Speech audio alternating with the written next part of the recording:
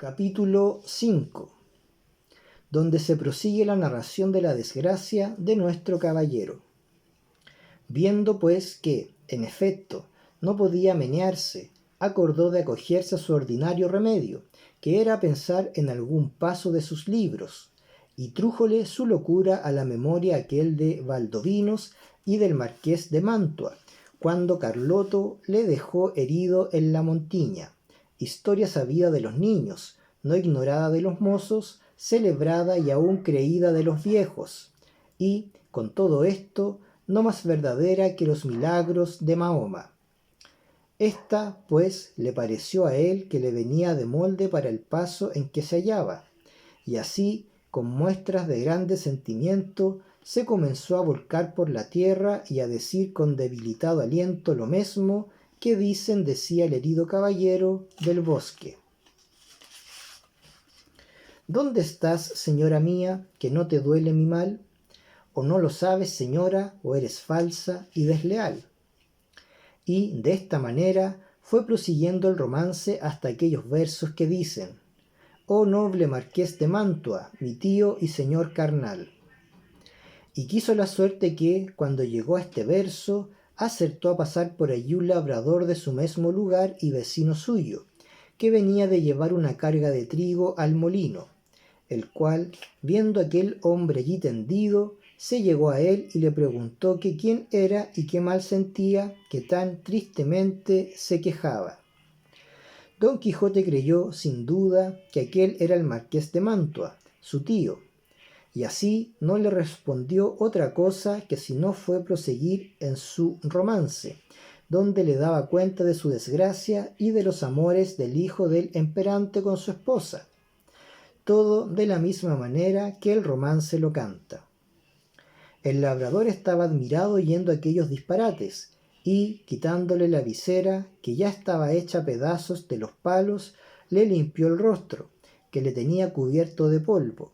y apenas le hubo limpiado cuando le conoció y le dijo: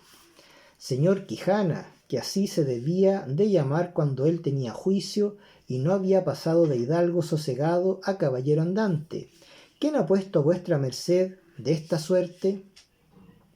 Pero él seguía con su romance a cuanto le preguntaba. Viendo esto el buen hombre, lo mejor que pudo, le quitó el peto y espaldar, para ver si tenía alguna herida, pero no vio sangre ni señal alguna. Procuró levantarle del suelo, y no con poco trabajo le subió sobre su jumento, por parecer caballería más sosegada. Recogió las armas hasta las astillas de la lanza, y liólas sobre Rocinante, al cual tomó de la rienda, y del cabestro al asno, y se encaminó hacia su pueblo, bien pensativo de oír los disparates que Don Quijote decía. Y no menos iba Don Quijote, que, de puro molido y quebrantado, no se podía tener sobre el borrico, y de cuando en cuando daba unos suspiros que los ponía en el cielo, de modo que de nuevo obligó a que el labrador le preguntase, le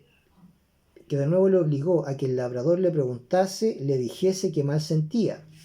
Y no parece sino que el diablo le traía a la memoria los cuentos acomodados a sus sucesos, porque en aquel punto, olvidándose de Valdovinos, se acordó del moro Abindarráez, cuando el alcaide de Antequera, Rodrigo de Narváez, le prendió y llevó cautivo a su alcaidía.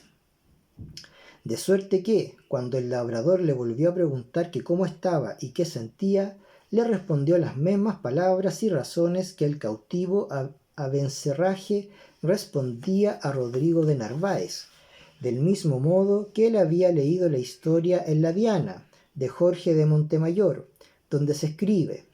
aprovechándose de ella tan a propósito que el labrador se iba dando al diablo de oír tanta máquina de necedades, por donde conoció que su vecino estaba loco, y dábale priesa a llegar al pueblo, por excusar el enfado que Don Quijote le causaba con su larga arenga. Al cabo de lo cual dijo: «Sepa vuestra merced, señor don Rodrigo de Narváez, que esta hermosa jarifa que he dicho es ahora la linda Dulcinea del Toboso, por quien yo he hecho, hago y haré los más famosos hechos de caballerías que se han visto, vean ni verán en el mundo. A esto respondió el labrador: mire vuestra merced, señor, pecador de mí, que yo no soy don Rodrigo de Narváez, ni el marqués de Mantua, sino Pedro Alonso, su vecino. Ni vuestra merced es Valdovinos, ni Abindarráez, sino el honrado hidalgo del señor Quijana. Yo sé quién soy, respondió don Quijote, y sé que puedo ser no sólo los que he dicho, sino todos los 12 pares de Francia, y aun todos los 9 de la fama, pues a todas las hazañas que ellos todos juntos y cada uno por sí hicieron, se aventajarán las mías. En estas pláticas y en otras semejantes llegaron al lugar a la hora que anochecía, pero el labrador aguardó a que fuese algo más noche, porque no viesen al molido hidalgo tan mal caballero.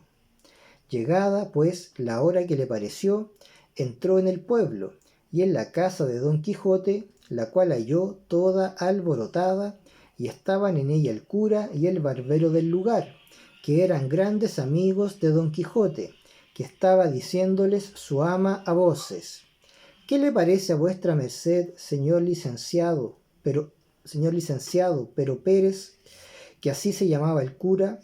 de la desgracia de mi señor? 3 días a que no parecen él, ni el rocín, ni la darga, ni la lanza, ni las armas. Desventurada de mí, que me doy a entender, y así es ello la verdad, como nací para morir, que estos malditos libros de caballerías que él tiene y suele leer tan de ordinario le han vuelto el juicio, que ahora me acuerdo haberle oído decir muchas veces, hablando entre sí, que quería hacerse caballero andante e irse a buscar las aventuras por esos mundos. Encomendados sean a Satanás y a Barrabás tales libros, que así han echado a perder el más delicado entendimiento que había en toda la Mancha. La sobrina decía lo mismo, y aún decía más: sepa, señor maese Nicolás, que este era el nombre del barbero, que muchas veces le aconteció a mi señor tío estarse leyendo en estos desalmados libros de desventuras 2 días con sus noches, al cabo de los cuales arrojaba el libro de las manos, y ponía mano a la espada y andaba cuchilladas con las paredes, y cuando estaba muy cansado decía que había muerto a 4 gigantes como 4 torres, y el sudor que sudaba del cansancio decía que era sangre de las feridas que había recibido en la batalla, y bebíase luego un gran jarro de agua fría y quedaba sano y sosegado, diciendo que aquella agua era una preciosísima bebida que le había traído el sabio Esquife, un grande encantador y amigo suyo. Mas yo me tengo la culpa de todo, que no avisé a vuestras mercedes de los disparates de mi señor tío, para que lo remediaran antes de llegar a lo que ha llegado, y quemaran todos estos descomulgados libros, que tiene muchos, que bien merecen ser abrasados, como si fuesen de herejes. Esto digo yo también, dijo el cura, y a fe que no se pase el día de mañana sin que de ellos no se haga acto público y sean condenados al fuego, porque no den ocasión a quien los leyere de hacer lo que mi buen amigo debe de haber hecho. Todo esto estaban oyendo el labrador y don Quijote, con que acabó de entender el labrador la enfermedad de su vecino, y así comenzó a decir a voces: abran vuestras mercedes al señor Valdovinos y al señor marqués de Mantua, que viene malferido, y al señor moro Abindarráez, que trae cautivo el valeroso Rodrigo de Narváez, alcaide de Antequera. A estas voces salieron todos, y, como conocieron los unos a su amigo, las otras a su amo y tío, que aún no se había apeado del jumento, porque no podía, corrieron a abrazarle. Él dijo: ténganse todos, que vengo malferido por la culpa de mi caballo. Llévenme a mi lecho y llámese, si fuere posible, a la sabia Urganda, que cure y cate de mis feridas. Mirá, enhora masa, dijo a este punto el ama, si me decía a mí bien mi corazón del pie que cojeaba mi señor. Suba vuestra merced en buen hora, que sin que venga esa hurgada le sabremos aquí curar. Malditos, digo, sean otra vez y otras ciento estos libros de caballerías, que tal han parado a vuestra merced.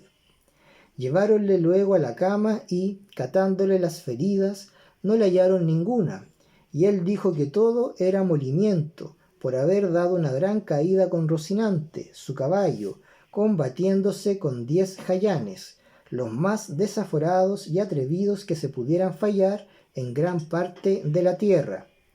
Ta, ta, dijo el cura, jayanes hay en la danza, para mi santiguada, que yo los queme mañana antes que llegue la noche. Hiciéronle a don Quijote 1000 preguntas, y a ninguna quiso responder otra cosa sino que le diesen de comer y le dejasen dormir, que era lo que más le importaba. Hízose así, y el cura se informó muy a la larga del labrador del modo que había hallado a don Quijote. Él se lo contó todo, con los disparates que al hallarle y al traerle había dicho, que fue poner más deseo en el licenciado de hacer lo que otro día hizo, que fue llamar a su amigo el barbero maese Nicolás, con el cual se vino a casa de don Quijote.